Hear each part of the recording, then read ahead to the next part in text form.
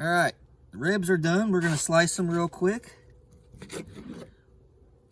These look pretty dang good. Just slice easy. I'll hold one up when I'm done. Got a bone. Sometimes the bone's a little hard to get in between. And bones are hardly ever straight on the ribs anymore. Nice steam coming off on it.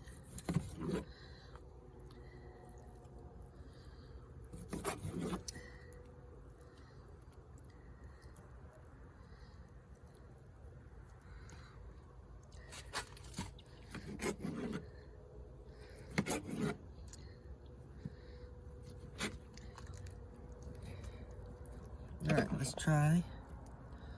See how that one looks. Might even take a bite of it. Oh, that's juicy. That's really good. So if you want to learn how to make these, let's start from the beginning.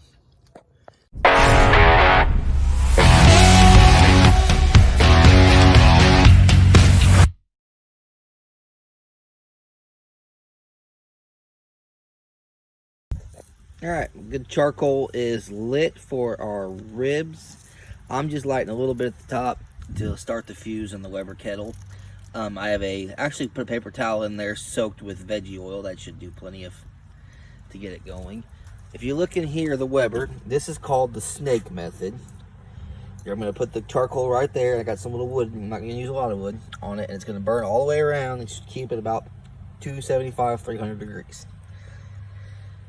So that's how that's set up, and it's like I said, it's called the snake method, or the fuse, whatever you want to call it. And then we're going to get ready to throw the rib. We're going to season our ribs and throw them on.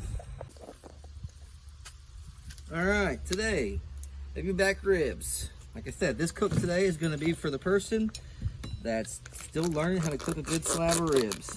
Or just needs help with them. This is nothing today is geared towards competition barbecue. I'm not going to inject. Nothing. I'm going to cook ribs like I would for my backyard, just to make some dang good ribs for the family. Be the hero of your neighborhood. All right. Most people know this, but if not, there's a membrane that runs through back here. And we are going to, the best way to get that thing off, baby backs is easier than spares to get the membrane off. You usually find a bone. Do that. Paper towels usually help you grip it. I kind of slide my finger. See how I'm sliding my finger down the whole side of this whole side of the slab of ribs, and she just pulls right off. Yep. I always say, baby backs are easier than spares. Now, I'm going to use 2 rubs on this today. First one, King Louie's Ooh Butter Clucker. Second one is just the Sticky Pig dry rub seasoning. I recently discovered this and I really enjoy their rub. But we're going to rub the bone side first, and then we're going to flip it and rub the meat side, and we're going to leave it for about 10-15 minutes till it gets kind of tacky. The rub does, it gets wet. Then we're going to throw her on I'm cooking on my Weber kettle today. It's kind of a way to show you that you don't have to have a $500 smoker. Weber kettle you can cook about anything on. I actually have 2 deer loins I'm cooking in for a separate video today also. And so the grill's pretty full. Like I said, this one I'm coming back on the Sticky Pig a little heavier. I'm probably going to touch up a little more Ooh Butter Clucker. Like I said, you don't have to. I'm not doing a competition. My comp ribs have about 4 or 5 rubs on them. I'm just going to use 2. A little bit. This Ooh Butter Clucker is a kind of a savory, buttery kind of a rub. It's really good. And the Sticky Pig's a little more sweet with a little savory to it. Like I said, competition barbecue, it seems like a race to see how much sweet you can put on it. Today, I am just going to keep it simple. And just do a really good, really delicious rib. Put that Ooh Butter Clucker on first.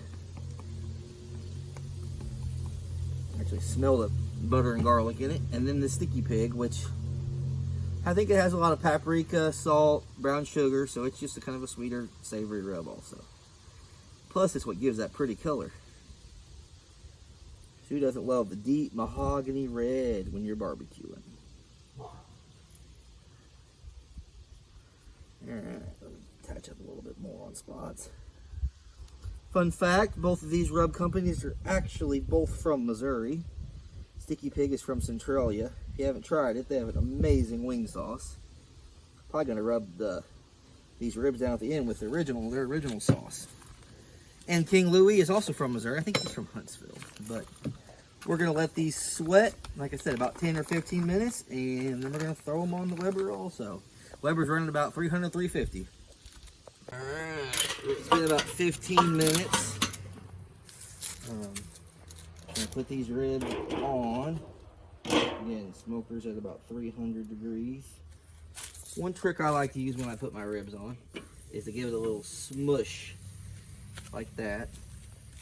And they're on. We'll probably wrap them in a couple hours.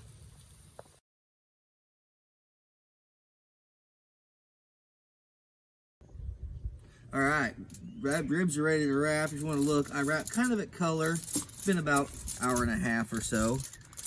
Flip those. Bottom got a little dark, but by the time you put apple juice across it when you wrap, this bone right here, that's normal for that to get dark. If I was cooking a comp, I'd peel some of that off. But these look good, so we're gonna wrap them.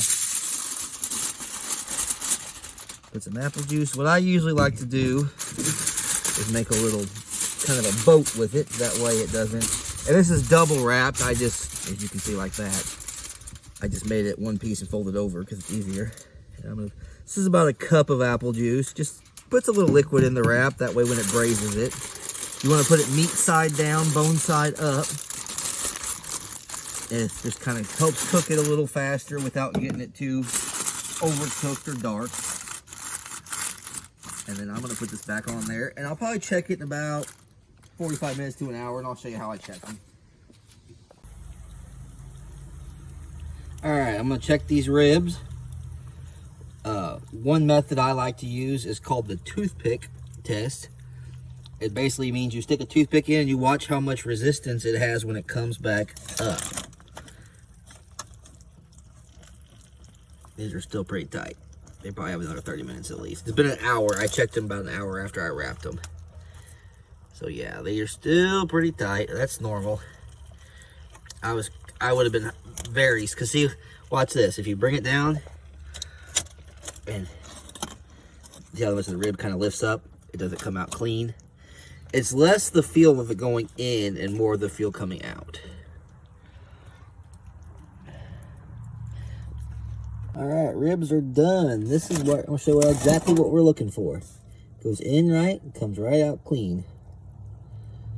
Exactly what we want.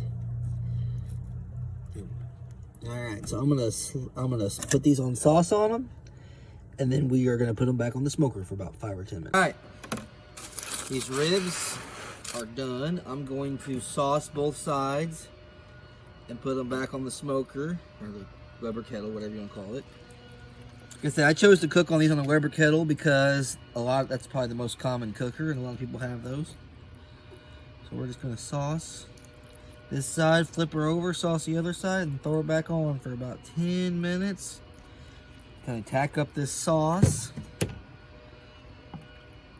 Gonna zoom in on those. Those look amazing. Get this, like I said, this is the Sticky Pig original sauce. Has a nice shimmer to it. It's pretty.